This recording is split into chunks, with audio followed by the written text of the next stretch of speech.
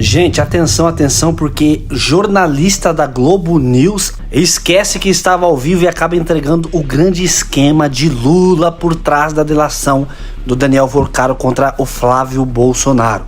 Um grande plano acabou de ser desvendado. Ele falou tudo, pessoal, e nós vamos mostrar aqui. Nós fizemos um corte desse trecho e realmente as informações que ele trouxe é muito tensa. Informações que jornalista militante da esquerda acabou soltando para todo o Brasil. Uma verdadeira vergonha.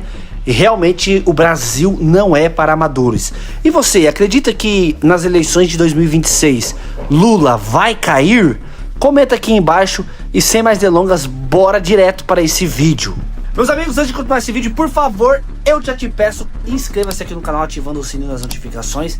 E claro, deixe o joinha para esse vídeo. Eu preciso que você me ajude deixando o teu joinha para que o YouTube não enterre esse vídeo. Não sei se vocês perceberam, mas esses vídeos que realmente mostram a verdade sobre esquerda e direita está sendo meio que travado aqui na plataforma. Então eu preciso que você me ajude compartilhando e deixando o like. E claro, não se esqueça de ativar os sininhos das notificações aqui no nosso canal. E agora presta atenção nessas imagens, porque o que ninguém teve coragem de falar e mostrar, a gente vai mostrar. A informação que eu tenho é que o filme e o dinheiro dado a Flávio Bolsonaro constavam ou constam da proposta de delação do Worcaro. Então estava lá essa história do filme. E que isso foi visto como uma manobra para constranger o ministro André Mendonça.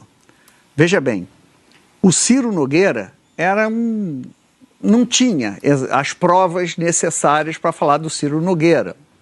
Não tem nada sobre o Alcolumbre, mas o Alcolumbre a gente não sabe se deve ter ou não. Mas do Ciro com certeza deveria ter. E por que preserva o Ciro e deixa o Flávio? Aí na leitura que se faz é que seria uma forma de constranger o ministro André Mendonça a recusar uma delação, porque... Não recusar, né? Não, se ele recusa, o André Mendonça, iam dizer, ó, tá vendo? É porque tá entregando o Flávio Bolsonaro. Constranger a recusar. A recusar, ele ficaria constrangido se recusar. Se o André Mendonça diz assim, ó, não quero essa delação, vai dizer assim, ele não quer essa delação porque tem o Flávio Bolsonaro, porque você foi indicado pelo Bolsonaro. Então seria uma forma de forçar a aceitar, porque aí se ele aceitasse sim é um juiz imparcial. Se ele não aceitar, ele é o juiz parcial que vai ficar mal falado. Criar essa situação, né? Constranger o André Mendonça. Né? Constranger o André Mendonça. Então, o André Mendonça sabe que o que foi oferecido não tem nem 10% do que ele já sabe através da Polícia Federal. Por exemplo, do Ciro Nogueira. O Ciro Nogueira era o longa-manos do Worcaro. Como é que não tinha uma mesada lá? Não tinha mesada, não tinha nada. Então, mas tinha o Flávio Bolsonaro, que seria uma de constranger o André Mendonça. Daí esse atrito, o gabinete do André Mendonça já se apressou e veio a público dizer que não conhece os detalhes da delação, o que provavelmente é correto, porque inicia-se com procuradoria, com o Ministério Público e a Polícia Federal. Então, sobre dúvidas se o Worcaro vai ou não falar do Flávio Bolsonaro, a informação que eu tenho é que ele já propôs falar, mas não por arrependimento, por vingança, por entender que é importante para a solução do crime. Não, uma manobra contra o ministro André Mendonça. Então, resumindo, oferece uma delação porca, que salva quem ele quer, como, por exemplo, o Ciro Nogueira, mas bota o Flávio Bolsonaro e constrange o André Mendonça, sendo que o que não significa que ele esteja inventando sobre Flávio Bolsonaro. Este fim de semana vieram à tona mais detalhes de uma reunião sigilosa, fora da agenda, que Lula manteve com Worcaro em 4 de dezembro de 2024. Uma reunião que durou 1h30. Impressionante. Ninguém ficou sabendo disso na ocasião, porque esconderam, tiraram isso da agenda do presidente. Nessa reunião, Lula aconselhou o banqueiro a não vender o Banco Master ao BTG Pactual de André Esteves, que aliás é um antigo, alguém com quem ele sempre se relacionou bem. Lula ainda tranquilizou Worcaro sobre o futuro, garantindo que tudo mudaria para melhor com a posse de Gabriel Galípolo na presidência do Banco Central dali a algumas semanas. Galípolo também participou de parte dessa reunião entre Lula e Daniel Vorcaro. Uma reunião que foi agendada pelo petista, ex-ministro de Dilma Rousseff, Guido Mantega, foi ministro da Fazenda da Dilma e contratado como consultor do banqueiro a peso de ouro, R$1 milhão por mês, uma contratação que terá sido feita, segundo já se noticiou, a pedido do Palácio do Planalto. Esses detalhes da reunião secreta de Lula com Daniel Vorcaro foram revelados neste domingo em reportagens de 2 sites importantes, o Poder 360 e o UOL.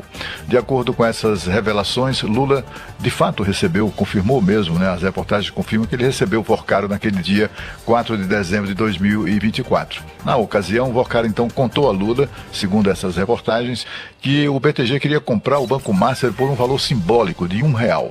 Vorcaro perguntou o que deveria fazer, perguntou a Lula o que deveria fazer, porque na intenção dele, Vorcaro, era simplesmente alterar o que ele chama de concentração bancária que há aqui no Brasil, que era preciso diversificar os bancos, aumentar o número de bancos, etc. e tal. Bom, segundo esse relato das reportagens, Lula respondeu usando palavrões para se referir ao então presidente do Banco Central, Roberto Campos Neto, cujo mandato terminaria alguns dias depois.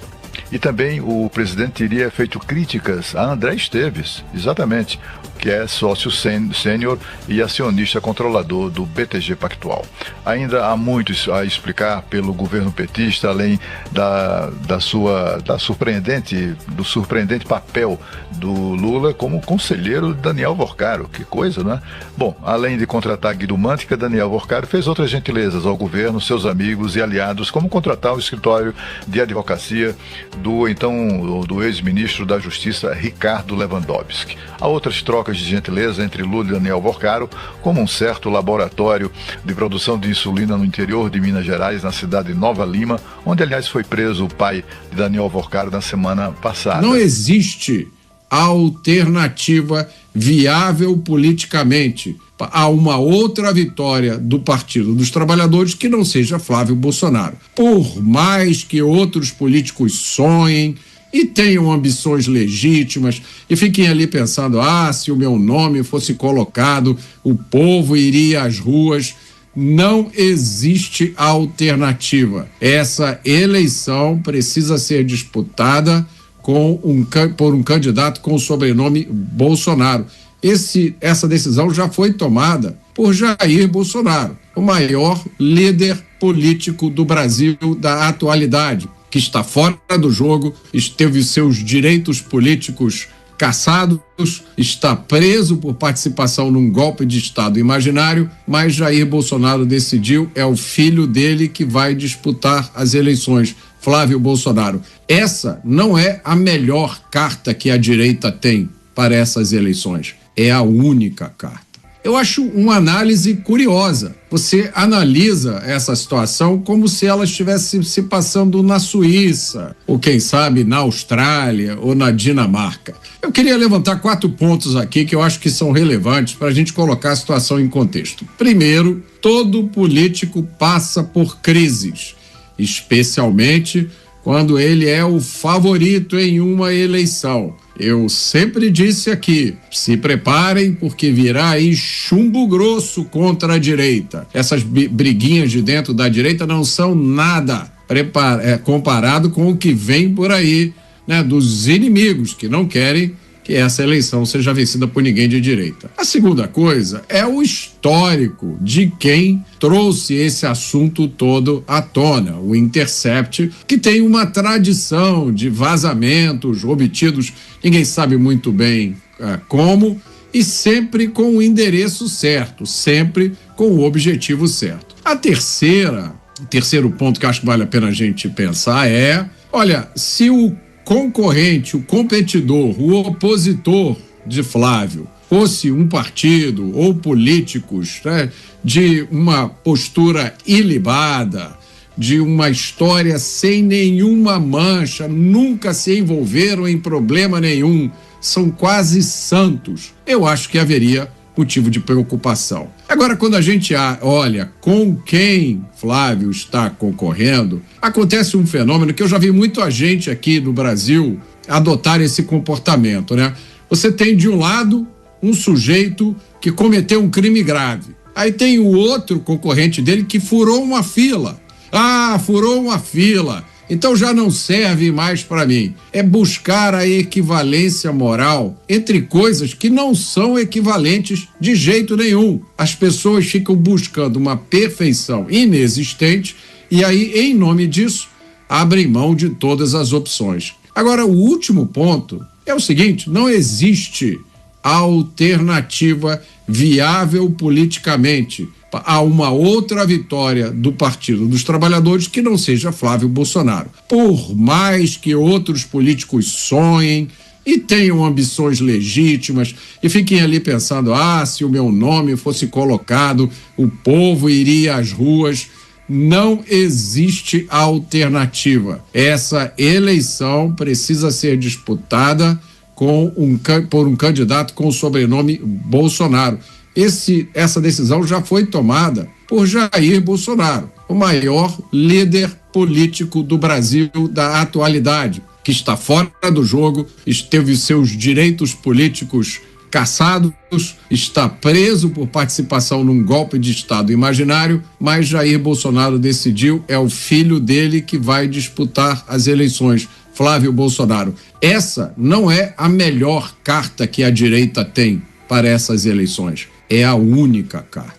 Deixa eu chamar o Roberto Mota para avaliar também essa informação que indica tratativas, reuniões entre o presidente da República e Daniel Worcar. É importante lembrar que teve um intermediário, inclusive um ex-ministro da Fazenda ligado ao Partido dos Trabalhadores, que acabou fazendo essa ponte entre Daniel Worcar e o presidente Lula. E em dado momento, nessa conversa, Lula acaba sugerindo, orienta Daniel Worcar que seria melhor ele continuar com o Banco Master ao invés de vender a instituição financeira para André Esteves do BTG. Muitas perguntas, poucas respostas ainda, Mota. Eu queria chamar a atenção, Caniato, eu queria sugerir ao nosso espectador, ao nosso ouvinte, que prestasse atenção em quantas vezes nós usamos aqui a frase "isso precisa ser investigado". Eu acho que nem se a gente juntasse todos os policiais do Brasil e colocasse esses policiais dedicados apenas à investigação do Banco Master, eu acho que a gente conseguiria esclarecer tudo o que aconteceu. Em vários países, esse tipo de informação sobre esse encontro, sobre essa reunião, esse conselho dado pelo chefe do executivo, em muitos países isso seria suficiente para derrubar um governo.